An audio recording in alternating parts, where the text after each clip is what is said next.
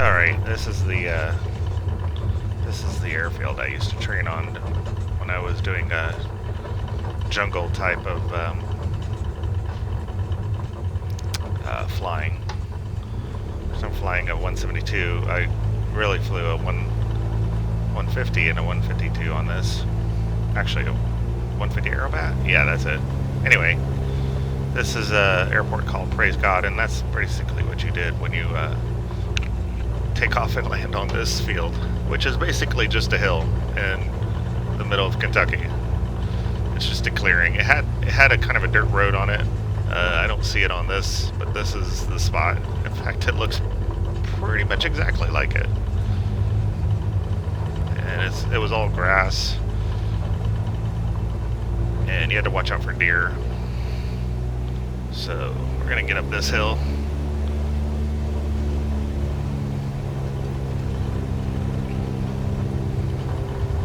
And it had a steep sides to it, so you have to watch out for that. And it's pretty much a rolling start. This is pretty much what it looked like when I was practicing on this thing. And you had to kind of go down the hill and up the hill and stay on the hill.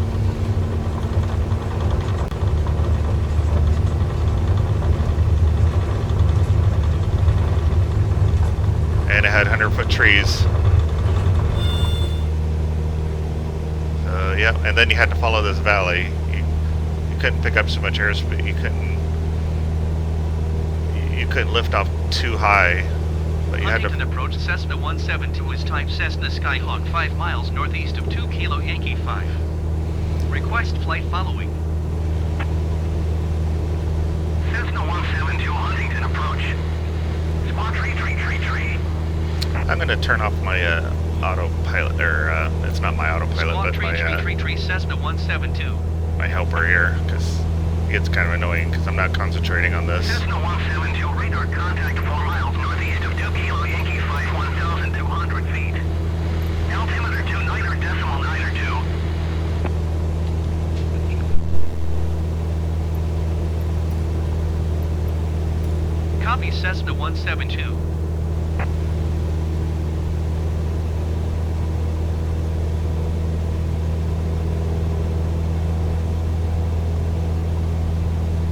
Anyway, so I turned off my AI to take care of my comms, because there's no comms on this little field. This was just my instructor's field on the tops of the hills and hollers of Kentucky. And this is what I was training on as a missionary type of pilot in VFR flight only. I was learning to fly my IFR flight, but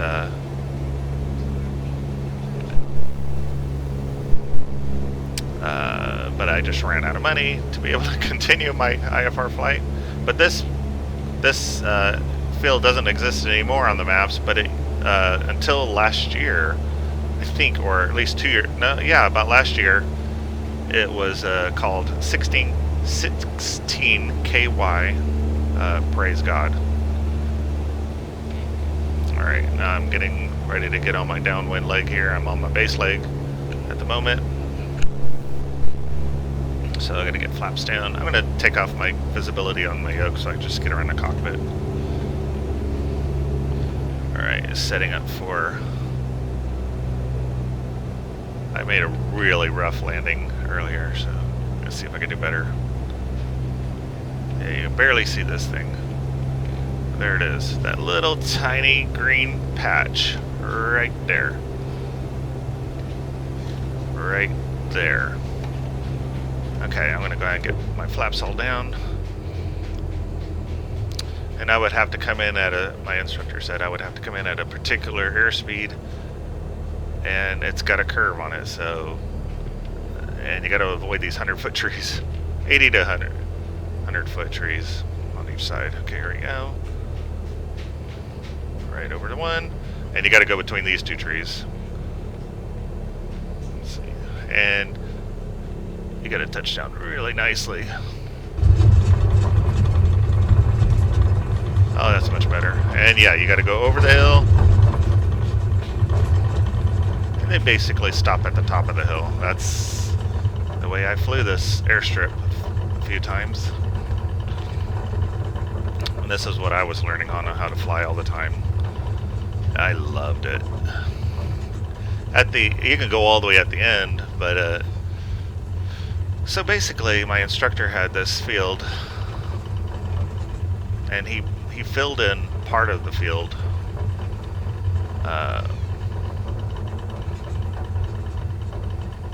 with like a lot of dirt that he scraped off one part of the hill to fill up the other part of the hill, so to make it a little bit smoother. And you got to treat this as a not so much of a short field, but more of a soft field. So I've got my yoke pulled back so I don't dig my nose into the ground here. So I treat this as a kind of a soft field takeoff and landing. You gotta come in pretty slow, but not too slow to stall. And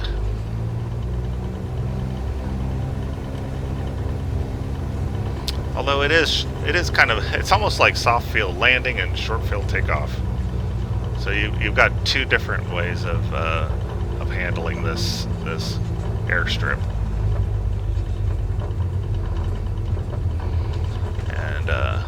And you got to watch out for cow. Well, did he have cows? I think he had cows. A couple cows, and you got to watch out for especially deer. And you don't stop when we're going around on this, which I just did. Otherwise, you just bury yourself. Okay, here we go.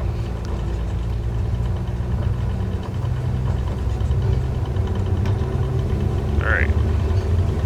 My flaps. You kind of get a rolling here. We're gonna get on right here.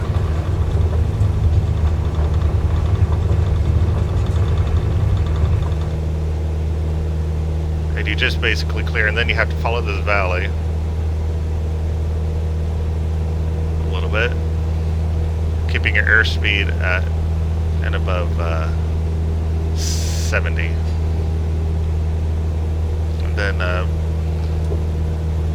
release the flaps going all the way up so you can pick up more airspeed to get around this valley here. This is Carter, Kentucky.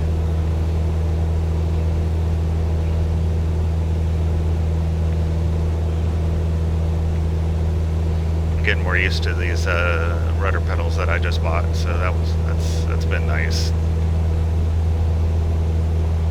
All right, climbing out. You see the airfield over there to the left. So I'm always keeping my eye on it's the left-hand traffic pattern. No radio, no night lighting, so you don't want to fly this at night. You'll never see it. Watch out for trees. Watch out for wildlife, and don't kill yourself. But I consider this a great challenge for myself. I know there's challenges here on Flight Simulator that come with the simulator. I'll have to try some, but right now this is pretty challenging for me. So I've flown it quite a number of times, and it's pretty exciting. You won't find it on the map. I had to look up figure out where the coordinates were of it based on Google Earth, based on what I remember it, and I found it. Again, it's lacking his little tiny road. He has a house there too. It's lacking that. When I was flying the beta version of this sim, when I was in beta and alpha testing for this sim, it was there, but it was paved, which is not right. He did not have that paved. So I kind of enjoy it the way it is now, with it looking like just any old clearing on top of a hill. And that's basically what it looked like. Okay, I'm gonna get a natural flaps down. And there was no like announcing, you know, hey, I'm on. This is a private airfield, so there's no other planes flying on this, and there's really no other planes flying near. All right, here we go. We're getting set up for my downwind. I'm gonna go ahead and full flap it. Make sure I'm staying within 70. I'll do a full stop and then I'll quit. A little too fast here. I want to stay and bleed off this air. Sometimes I'll bleed off the air by doing a kind of jig it down. Yeah, here we go. All right.